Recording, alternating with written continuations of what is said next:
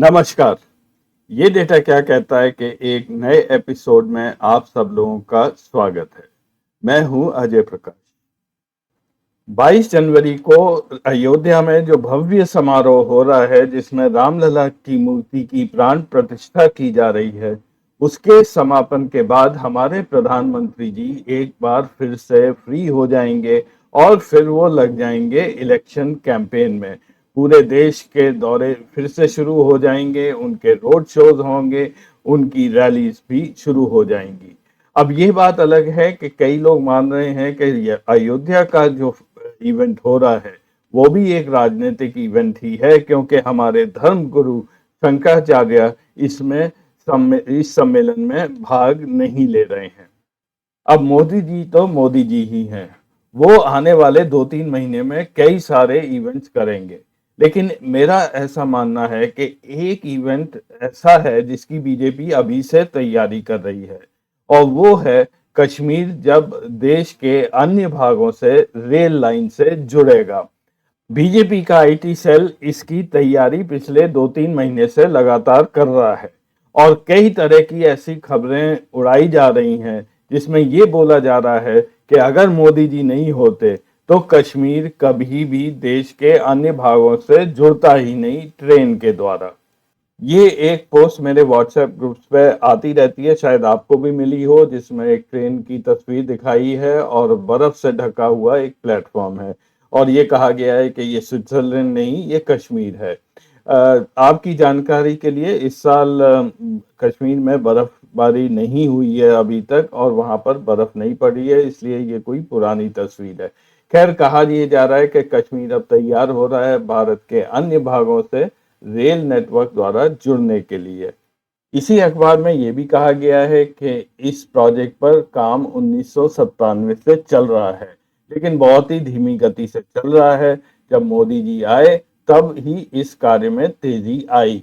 उनके इस अखबार के हिसाब से पहले केवल 700 से 800 करोड़ एक साल में पैसा दिया जाता था, लेकिन 2023-24 के रेलवे बजट में मोदी जी ने 6000 करोड़ इसको दिए, जिसकी वजह से ये प्रोजेक्ट खत्म हो पा रहा है। अब इस खबर में फिर से कुछ सही है, कुछ गलत है, कुछ सच है, कुछ झूठ है, और इसमें झूठ ज्यादा है। और इसी नैरेटिव को हमारे मनोज सिन्हा जी, जो जम्मू कश्मीर के लेफ्टिनेंट गवर्नर हैं, वो भी अक्सर यही बात बोलते रहते हैं कि प्राइम मिनिस्टर की देखरेख में जितना प्रोग्रेस रेल प्रोजेक्ट्स में जम्मू एंड कश्मीर में हुआ है वो पहले कभी नहीं हुआ। एक और बड़ी अटपटी सी खबर आ रही है, उसके बारे में भी मैं आपको बता रहा हूँ। खबर ऐसी आ रही है कि भारतीय रेलवेज ने एक वंदे भारत एक्सप्रेस ट्रेन उधमपुर श्रीनगर बारामूला के लिए अलोकेट कर दी है। जम्मू एंड कश्मीर में चलने वाली ये दूसरी वंदे भारत ट्रेन होगी। पहली वंदे भारत ट्रेन दिल्ली से कटरा ऑलरेडी ऑपरेशनल है। लेकिन इसमें अटपटी बात क्या है? अटपटी बात यह है कि अभी तक बनिहाल और बारामूला के बीच में डीएमयू यानी कि डीजल मल्टीपल यूनिट यानी कि डीजल पर चलने वाली गाड़ियां चल रही हैं। इलेक्ट्रिफिकेशन वहां पर बारामूला से काजीकुंड के बीच में 2020 से ये प्रोजेक्ट सैंक्शन हुआ था। ये काम चालू है, लेकिन अभी एनर्जाइज नहीं हुआ है। और कटरा और बनिहाल के बीच में तो रेल लाइन अभी बिल्कुल नई पड़ी है, यहाँ पर तो इलेक्ट्रिफिकेशन का सवाल ही नहीं है। हाँ, जम्मू से कटरा की लाइन अभी इलेक्ट्रिफाइड है। तो वंदे भारत ट्रेन जो इलेक्ट्रिक पर चलती है वो पूरे रास्ते तो जा नहीं सकती है, केवल कटरा तक ही फिलहाल जा सकती है। तो ये जो अलोकेट की गई है ट्रेन, ये कैसे चलेगी? और मैंने अभी तक नहीं सुना है कि वंदे भारत ट्रेन कोई ऐसी बनी है जो डीजल पर चलती हो। खैर, गाड़ी चाहे वंदे भारत हो या कोई अन्य गाड़ी हो, उसको हरी झंडी तो हमारे मोदी जी ही दिखाएंगे जब वो वैली में जाएगी, और उसके बाद वो उस ट्रेन में शायद सफर भी करेंगे। और अगर मौसम ठीक रहा तो मोदी जी चिनाब के पुल पर पूरा उसको एक बार उसका पैदल निरीक्षण भी अवश्य करेंगे। ये इमेज असली नहीं है, ये मैंने बनाई हुई है। और असली वाह मोदी जी वाह मोमेंट तो तब होगा जब मोदी जी एक चमचमाती नई वंदे भारत ट्रेन में बैठकर श्रीनगर के प्लेटफॉर्म पर उतरेंगे। आप खुद ही इस दृश्य को इमेजिन कर सकते हैं। आगे बढ़ने से पहले हमेशा की तरह निवेदन है कि अगर आपको ये कार्यक्रम अच्छा लगता है तो कृपया चैनल को सब्सक्राइब अवश्य करें और ये एपिसोड अगर अच्छा लगे तो अपने दोस्तों के साथ शेयर भी करें। धन्यवाद। सबसे पहले अब मैं आपको ये बताऊंगा कि राजनीतिक दृष्टि से ये क्यों जरूरी है कि भारतीय जनता पार्टी इस मौके को जाने न दे और इसको एक बड़ा इवेंट बनाए। और फिर अगले भाग में मैं आपको जम्मू एंड कश्मीर में रेल कब कैसे पहुंची इसकी थोड़ी सी हिस्ट्री मैं आपको बताऊंगा। अब आप सब लोगों को ये पता ही है कि 5 अगस्त 2019 को जम्मू एंड कश्मीर में आर्टिकल 370 रिवोक कर दिया गया था। उसके बाद स्टेट असेंबली डिसॉल्व कर दी गई। कई वहां के नेताओं को नजरबंद या हाउस अरेस्ट कर दिया गया था और एक लंबे समय के लिए इंटरनेट को शट डाउन कर दिया था। कुल मिलाकर 18 महीने तक इंटरनेट जम्मू एंड कश्मीर में बंद रहा था। और एक्सेस नाउ जो कि एक इंटरनेशनल वॉचडॉग है, वो ये देखते रहते हैं कि किस देश में किस सरकार ने कितने देर के लिए इंटरनेट बंद किया। उनके हिसाब से कश्मीर का जो इंटरनेट ब्लैकआउट हुआ था वो दुनिया में एक डेमोक्रेसी में सबसे लंबे अरसे का था। सरकार की तरफ से इंटरनेट को बंद करने का कारण बताया गया था कि वहां पर आतंकवादी ग्रुप जो है वो इंटरनेट और सोशल मीडिया द्वारा कम्युनिकेट करते हैं, इसलिए अगर इंटरनेट बंद होगा तो आतंकवादी गतिविधियां वहां पर कम हो जाएंगी या खत्म हो जाएंगी। तो चलिए सरकार के इस दावे का भी थोड़ा सा डेटा हम देखते हैं। ये डेटा मैंने लिया है साउथ एशियन टेररिज्म पोर्टल से, जो दिखाता है कि कितने टेररिस्ट मारे गए। ये लाल रंग में ग्राफ में दिखाया है। कितने सिक्योरिटी फोर्स वाले लोग मारे गए, ये ब्राउन कलर का ग्राफ है। और कितने सिविलियंस मारे गए, ये नीले कलर में है। 1990 के बाद एकदम से टेररिस्ट गतिविधियां कश्मीर में बढ़ गईं। वहां पे टेररिस्ट भी मारे जाने लगे और सिविलियंस भी मारे जाने लगे। ये पीक आया था जब अटल बिहारी वाजपेयी की सरकार सेंटर में थी। उस समय कारगिल वॉर भी हुई थी, लाहौर बस यात्रा भी हुई थी और काफी कुछ गतिविधियां चलती रही थी। लगभग 2300 से ज्यादा टेररिस्ट 2001 में मारे गए, लेकिन सिविलियंस भी 1000 से ऊपर लगातार मरते रहे। उधर हमारे सिक्योरिटी फोर्सेस में जो कैजुअलिटीज थी वो निरंतर बढ़ती गईं और 2001 में वो पीक हुई। सबसे कम टेररिस्ट गतिविधियां और जो टेररिज्म को कंट्रोल किया था वो यूपीए 1 और यूपीए 2 के दौरान मनमोहन सिंह की सरकार ने किया था। इनफैक्ट 2011, 12, 13 में ये बिल्कुल ही कम हो गई थी, लेकिन मोदी सरकार के आने के बाद ये फिर से बढ़ रही हैं। मैं इस पार्ट को थोड़ा सा आपको जूम कर कर दिखा रहा हूँ। 2019 में जब आर्टिकल 370 हटाया गया तो उसके इमीडिएटली बाद टेररिस्ट गतिविधियां वैली में बढ़ गई थी। ये वही पीरियड है जिस समय इंटरनेट बंद किया गया था। तो ऐसा बोलना कि इंटरनेट बंद करने की वजह से टेररिज्म कम हुआ, इसका कोई सीधा सीधा यहाँ पर प्रमाण नहीं है। हाँ, ये बात जरूर है कि 2020 के बाद जब इंटरनेट बहाल हो गया उसके बाद से टेररिस्ट एक्टिविटीज में कुछ गिरावट आती नजर आई है। लेकिन इसके साथ ही हमारे जो सिक्योरिटी फोर्सेस के जवान हैं वो निरंतर ही वहां पर मारे जा रहे हैं। उसके साथ सिविलियन कैजुअलिटीज भी 30-35 के आसपास हर साल बनी हुई है। तो इस डेटा के अनुसार 2023 में जो टेररिज्म की वजह से जिन लोगों ने जान खोई है उनकी संख्या अब लगभग 2012 के जो फिगर्स हैं उसके बराबर अब आके पहुंची है। 2019 में जिस स्टेट का स्टेटहुड छीन लिया गया था और ये बोला गया था कि जल्द ही यहाँ पर हम इलेक्शंस कराएंगे, लेकिन 5 साल बाद भी उस स्टेट में हालात अभी तक ठीक नहीं हुए हैं। ये अमित शाह जी कहते हैं क्योंकि इलेक्शन अभी वहां पर नहीं हो रहे हैं। लेकिन अमित शाह जी लगातार इसमें लगे हुए हैं कि वहां की कॉन्स्टिट्यूएंसीज में कुछ फेरबदल इस तरह से कर दिया जाए, डिलिमिटेशन कर दिया जाए, जिससे भारतीय जनता पार्टी को वहां पर फायदा हो। अब 3 महीने बाद जब जनरल इलेक्शन होगा तो मेरा ऐसा अनुमान है कि जेएनके में इतने तो हालात ठीक हैं ही कि वहां पर लोकसभा का चुनाव अवश्य कराया जाएगा। बीजेपी की जो इस समय हालत है उनके लिए ये जरूरी है कि वो हर एक सीट पर वो लड़ें और उसको हाथ से जाने ना दें, क्योंकि इस वक्त जो बीजेपी के हालत है वो बहुत ही खराब है। दक्षिण से बीजेपी का सफाया हो चुका है और उत्तर भारत में उन्होंने मैक्स किया था, यानी कि जितनी सीटें स्टेट में है वो सारी उन्हें मिली थी। तो अब घबराहट ये है कि किसी भी स्टेट में एक भी सीट कम हो गई तो बीजेपी का बहुमत नहीं आएगा, और इसी वजह से अमित शाह चाहते हैं कि जेएनके से कम वो कोई सीट गंवाए ना, और जहां तक पॉसिबल हो एक आध सीट वो ज्यादा ही वहां से ले लें। तो इसलिए ये जो सारा इवेंट कराने जा रहे हैं ये भी इलेक्शंस को देखकर ही हो रहा है। 2019 का जो लोकसभा का जब चुनाव हुआ था तब जम्मू एंड कश्मीर एक ही स्टेट था, यहाँ से 6 लोकसभा के सीट थी। लद्दाख अलग हो गया, वहां से तब बीजेपी जीती थी, बाकी बची 5 सीट। 5 में से 2 भारतीय जनता पार्टी ने जीती थी और 3 नेशनल कॉन्फ्रेंस ने जीती थी। उस समय बीजेपी का वोट शेयर 46% से ज्यादा था, कांग्रेस का 28% के करीब, नेशनल कॉन्फ्रेंस का लगभग 8% था, और पीडीपी है महबूबा मुफ्ती वाली पार्टी, उनका लगभग 3% वोट शेयर था और उनको एक भी सीट तब नहीं मिली थी।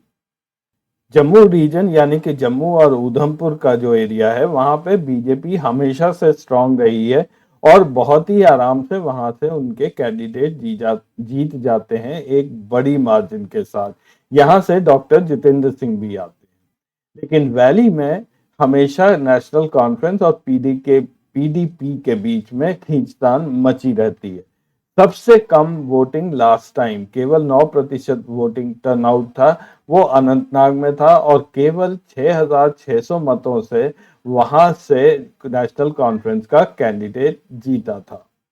बीजेपी का ऐसा मानना है कि क्योंकि गुलाम नबी आजाद अब अपनी पार्टी बना चुके हैं तो कांग्रेस का चैलेंज जम्मू एंड कश्मीर में खत्म हो गया है। और इधर अमित शाह ने अनंतनाग कॉन्स्टिट्युएंसी को लेकर कुछ फेरबदल किया है। पुंछ के कुछ इलाके अब अनंतनाग कॉन्स्टिट्युएंसी में जोड़ दिए गए हैं। इससे जो पुंछ का बीजेपी का एक जो वोट बैंक था जो उनके फेवर में वोट करता था वो अब अनंतनाग कॉन्स्टिट्युएंसी में जुड़ जाएगा। तो बीजेपी का मानना है कि वो अनंतनाग सीट भी इस बार जीत सकते हैं, यानी कि 5 सीट में से वो 3 जीत जाएंगे। तो इस एक सीट के लिए ये जरूरी है कि मोदी जी वहां पर वंदे भारत ट्रेन लेकर बनिहाल से काजीकुंड होते हुए अनंतनाग होते हुए बारामूला तक सफर करें। अब मैं थोड़ा सा यहाँ के इतिहास के बारे में बताऊंगा कि जम्मू एंड कश्मीर में ट्रेन कब पहुंची थी, और ये जो एक नैरेटिव बनाया जा रहा है कि मोदी जी की वजह से जम्मू एंड कश्मीर बाकी देश से जुड़ने जा रहा है ट्रेन द्वारा, ये कहाँ तक सच है। 1947 से पहले यानी कि हमारी आज़ादी से पहले जम्मू शहर लाहौर से रेल द्वारा कनेक्टेड था और फिर लाहौर से दिल्ली तक बाकी ट्रेनें चला करती थी। जम्मू से आरएसपुरा जो कि एक गांव है बॉर्डर पर, वहां से वजीराबाद और फिर लाहौर, यहाँ पर ट्रेन चलती थी। ये नैरो गेज की ट्रेन थी। वजीराबाद से जम्मू तक का जो ट्रेन जब बनी थी उसकी जो फंडिंग थी उस समय के जम्मू के महाराजा रणबीर सिंह ने की थी। कहा जाता है उन्होंने 10 से 12 लाख रुपए दिए थे जिस पर उनको 1% का ब्याज मिला करता था। पार्टीशन के बाद जम्मू सियालकोट रेल लिंक बंद कर दिया गया था और यहाँ ट्रेन आनी बंद हो गई थी। तो जम्मू कट ऑफ हो गया था बाकी देश के साथ। उधर उस समय पठानकोट भी ट्रेन नहीं आती थी, केवल अमृतसर दिल्ली मेन लाइन थी जिस पर जालंधर पड़ता था। जालंधर से मुकेरियां का रेल लिंक 1915 में बना और 1952 में 1952 में मुकेरिया से पठानकोट जोड़ दिया गया। तो पठानकोट की ट्रेन 1952 में पहुंची थी। जम्मू शायद हमारे देश का केवल अकेला एक ऐसा शहर है जो बॉर्डर के इतने पास है। जम्मू से बॉर्डर केवल 15-20 किलोमीटर दूर है। 1965 और 1971 दोनों लड़ाइयों में जम्मू बहुत ही वनरेबल रहा था, और क्योंकि श्रीनगर जाने की सड़क जम्मू से निकलती थी, तो ये खतरा हमेशा बना रहता है कि अगर पाकिस्तानी फौजें अंदर आई और ये सड़क कट ऑफ कर दी, तो हमारा जे.एंड.के पूरी तरह से कट ऑफ हो जाएगा। इसलिए 65 के युद्ध के बाद ये कहा गया कि जम्मू को रेल लिंक से जोड़ना बहुत ज़रूरी है। ये काम शुरू हुआ, लेकिन 71 की लड़ाई से पहले ये कंप्लीट नहीं हो पाया, और फाइनली जम्मू में ट्रेन पहुंची थी 1975। जम्मू से वैली की रेल लाइन के कुछ माइलस्टोन्स का मैं जिक्र अब जल्दी से यहाँ कर रहा हूँ। 1983 1983 में इंदिरा गांधी ने जम्मू उधमपुर सेक्शन का फाउंडेशन स्टोन रखा था।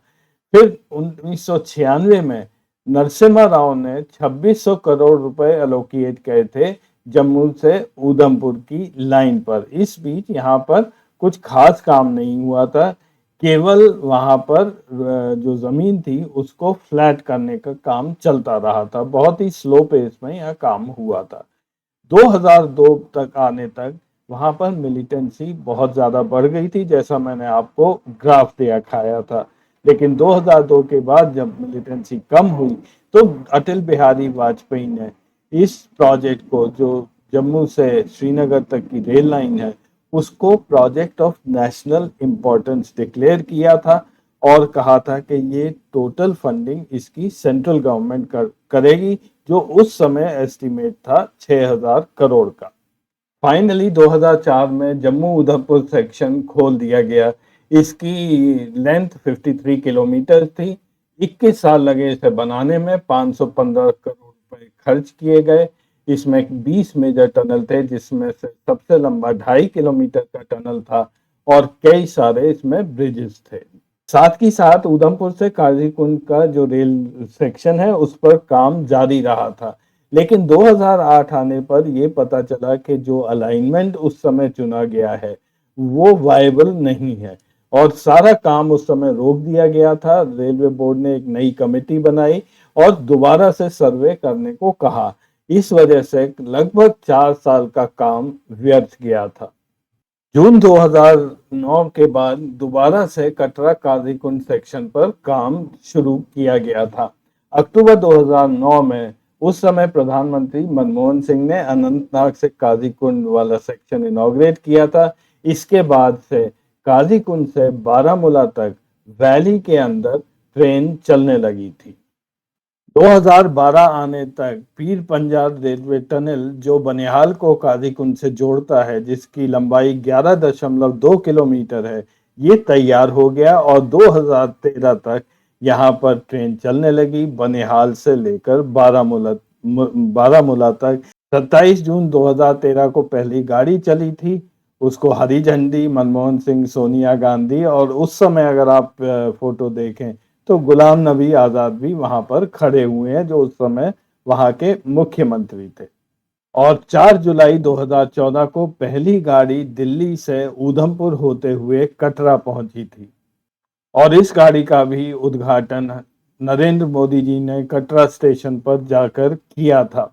अब ऐसा भी कई लोग मानते हैं कि ये सेक्शन दिल्ली से कटरा तक का बहुत पहले तैयार हो गया था, लेकिन कमिश्नर ऑफ रेलवे सेफ्टी ने ये इसको परमिशन नहीं दी थी इलेक्शन से पहले। इलेक्शन होने के बाद ही ये परमिशन दी गई थी, इसलिए नरेंद्र मोदी जी ने इसका उद्घाटन किया, ना कि मनमोहन सिंह ने। और जहां तक उधमपुर से बारामूला रेल लाइन के खर्चे का सवाल है, तो यह इसका बजट 37,012 करोड़ रुपया बताया गया है, जिसमें फरवरी 2023 तक 33,414 करोड़, यानी कि लगभग 90% पैसा खर्च किया जा चुका था। हो सकता है दिसंबर तक ये 95% तक पहुंच गया हो। ये फिगर्स दिए हैं चीफ एडमिनिस्ट्रेशन ऑफिसर, जो उधमपुर श्रीनगर बारामूला रेल लाइन में जो अधिकारी हैं, श्री एस पी माही, उनके द्वारा ये फिगर्स कोट किए गए हैं। तो कश्मीर में रेलगाड़ी कौन लाया ये तो आप लोग समझ ही गए होंगे। अब कुछ लोगों की किस्मत ऐसी होती है जिसे अंग्रेजी में कहते हैं they will be there at the right moment. सही समय पर वो वहां पहुंच जाते हैं। काम कोई और करेगा, इनोवेशन कोई और करेगा। तो आज के एपिसोड में बस इतना ही। अगले हफ्ते फिर मिलेंगे कुछ नया डेटा लेकर। तब तक के लिए नमस्कार।